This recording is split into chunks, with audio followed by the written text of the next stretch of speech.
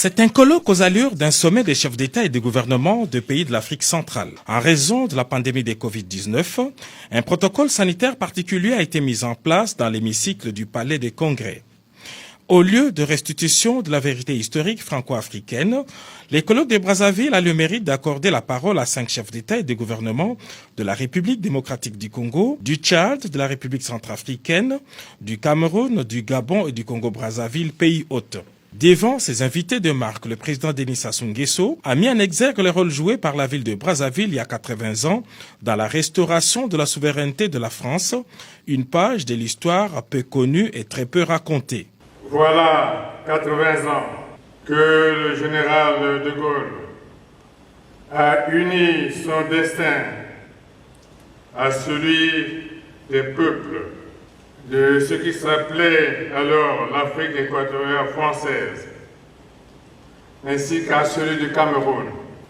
Suite à l'appel du 18 juin 1940, lancé depuis Londres, suite au refus de la défaite et de la capitulation de la France devant l'Allemagne nazie,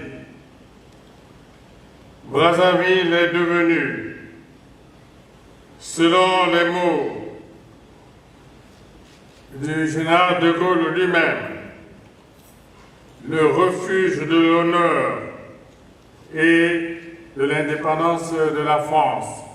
Pour la France, représentée par son ministre des Affaires étrangères, Jean-Yves Le Drian, Brazzaville compte bien parmi les lieux de mémoire de l'Hexagone. C'est donc ici, à Brazzaville, que le général de Gaulle et ses premiers compagnons entreprirent, je cite les mémoires de guerre, d'arracher la France libre à l'exil. Et je pense que, 80 ans après, il faut remédier à cet oubli historiographique.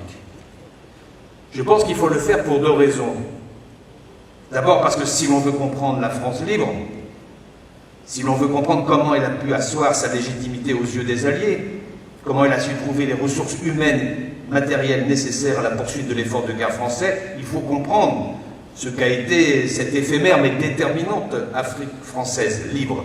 Du haut de la tribune du colloque de Brazzaville, le chef de l'État, Félix-Antoine Tshisekedi Tshilombo, a démontré que son pays, la République démocratique du Congo, a aussi contribué dans la résistance déclarée en 1940 par le général de Gaulle. Il n'a pas non plus oublié les affres de la guerre à l'est de la République démocratique du Congo. La République démocratique du Congo est confrontée à l'est du pays à un terrorisme aveugle auquel s'adonnent des bandes armées qui font subir de violences sans nom aux populations et particulièrement aux femmes et aux jeunes filles, tantôt violées, tantôt enterrées vivantes, tantôt décapitées.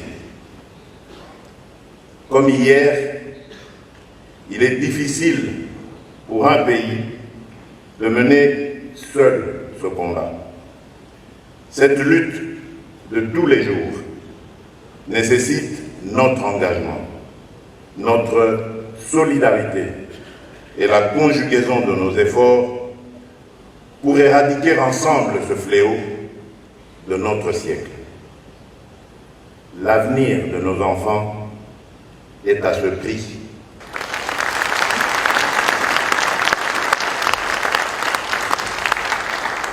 Après cette participation active, le président de la République, Félix-Antoine Tshisekedi Tshilombo, a repris son bateau pour la rive gauche du fleuve Congo à Kinshasa.